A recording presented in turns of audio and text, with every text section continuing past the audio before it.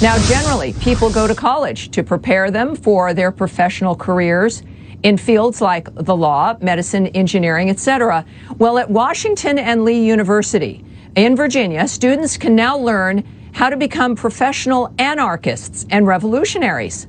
The school is offering a writing seminar for first-year students called How to Overthrow the State, where it will, quote, place each student at the head of a popular revolutionary movement aiming to overthrow a sitting government and forge a better society.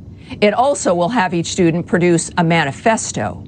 Joining me now is exactly who we should be hearing from on this is Charlie Kirk, founder of Turning Point USA and author of The MAGA Doctrine. Charlie, it's fascinating. You'd think that maybe they've always had this course and they just called it something else, considering what's going on in American cities these days.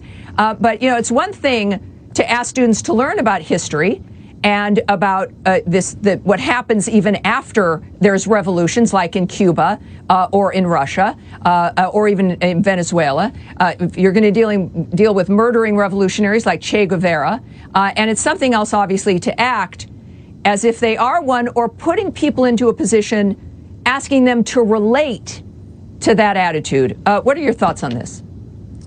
It's rather incredible. And, Tammy, if people are wondering where the unrest in our cities stems from, we have an instructional course that you can spend $74,000 a year at Washington and Lee to go learn how to overthrow your country. If you want to see where some of this insurrection is actually the root cause of it, it's in our universities.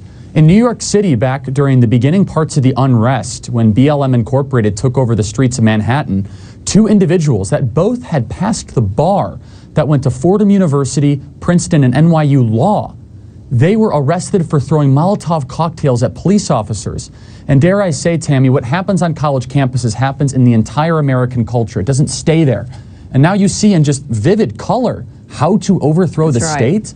When you send a kid to a college campus, you might be playing Russian roulette with their values. And even worse than this, Tammy, you might be training them to overthrow your government. It's hard to even say that. Charlie, we did contact the university. This is what Washington and Lee University told the Ingraham angle. Quote, course titles are designed to attract the interest of entering students, but the courses themselves all stress and are focused on the importance of persuasive writing. The goal of the course is to teach students with an interest in history to write well and persuasively, not to overthrow the government. Charlie, it's not, I don't think people are worried about these students rising up. But clearly this course, and despite their statement, which seems a little interesting to me, because you could create that with any kind of assignment when it comes to making social change or being persuasive. But this really seems to be normalizing the ideas overall of mass murdering Marxists that have run around the world. Would you agree? Do you get an A if you're most like Fidel Castro? Is that the grading curve? Like, do you get a better grade if you make a more persuasive argument to create a revolution?